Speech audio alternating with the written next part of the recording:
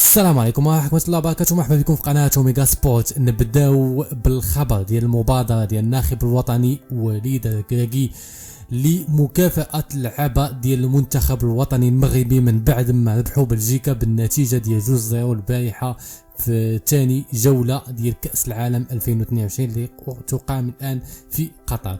وعيط وليد الكراكي للعائلات ديال اللعابة اليوم الاثنين وسمح لهم باش يحضروا الحصص التدريبية ديال ليكيب ناسيونال اللي بادية في هذه اللحظات ديال التسجيل في هذا الفيديو هذا اللي بادية الآن في التيران ديال التحيل بالدوحة القطرية، في خطوة منه باش يموتيفي اللعابة ويحسوا باللي كاملين عائلة واحدة وأجواء زوينة حماسية ضايعة حاليا في الملعب.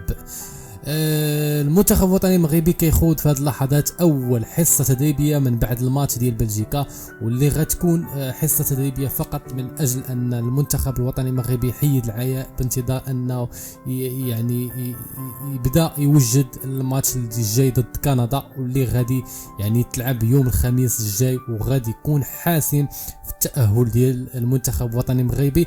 وللمعلومه كذلك المنتخب الوطني المغربي خاصه فقط غير نقطه واحده، يعني حتى لا خسر يمكن يتأهل، لكن ما كنتمناوش انه يخسر، كنتمنى انه يعني يربح الماتش. يعني الا خسر غيدخل في واحد الحسابات خسارات المنتخب البلجيكي اللي غادي ينتظرها الى غير ذلك. فاحنا ما نتسناوش هذا الشيء هذا، كنتمناو المنتخب يقدم مباراة كبيرة يعني كيف ما قدمها في جوج ماتشات اللي فاتوا، ويلعب بنفس الطريقه اللي لعب بها في جوج ماتشات اللي فاتوا.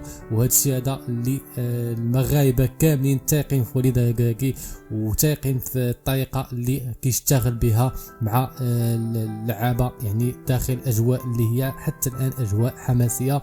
ان شاء الله غادي نشارك معكم جميع الاخبار في قناتنا قناه اوميغا سبورت. ما تنساوش تتابعونا. السلام عليكم.